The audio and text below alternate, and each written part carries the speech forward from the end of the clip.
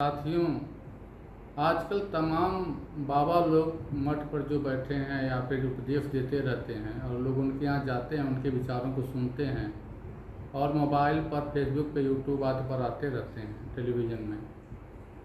जब उनसे कोई व्यक्ति कोई प्रश्न करता है तो बताने लगते हैं कि फला ग्रंथ में या फला समय में या एक राजा था, तो एक दुष्टात्मा था, तो एक पुण्यात्मा था, तो यह घटना हुई, तो यह विचार हुआ, तो ऐसे हुआ, तब वैसे हुआ।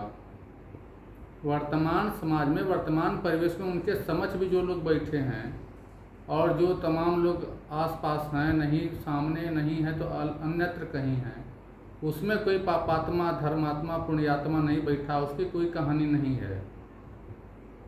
महाराज जी, आप लोग समाज को नैतिकता का संदेश दे रहे हैं, कम से कम आप लोग सच बोलने का साहस कीजिए। आप तो सब कुछ छोड़ करके बैठे हैं मठ पे।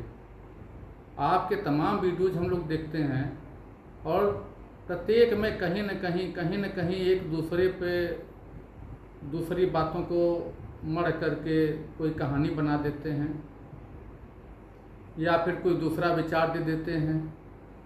जैसे बाबा जी कहेंगे क्रोध नहीं करना चाहिए, बाबा जी का खुद एक अगला वीडियो आ रहा है, उसमें वो इतना क्रोध कर रहे हैं। कोई बाबा जी कहते हैं हमने भगवान को प्राप्त कर लिया। जब भगवान को प्राप्त कर लिया है तो फिर उपदेश बैठ के आप देंगे?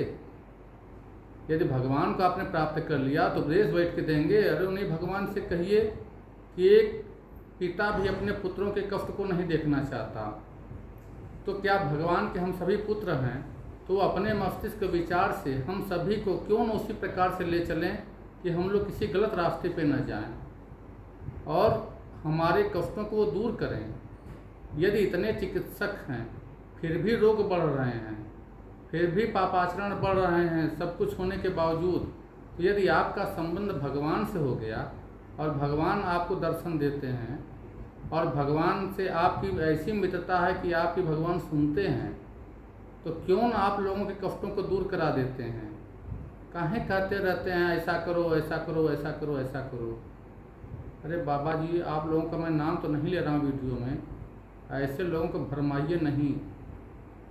फिर भी मेरी बात से यदि किसी को कष्ट हो तो मुझे क्षमा कीजिएगा।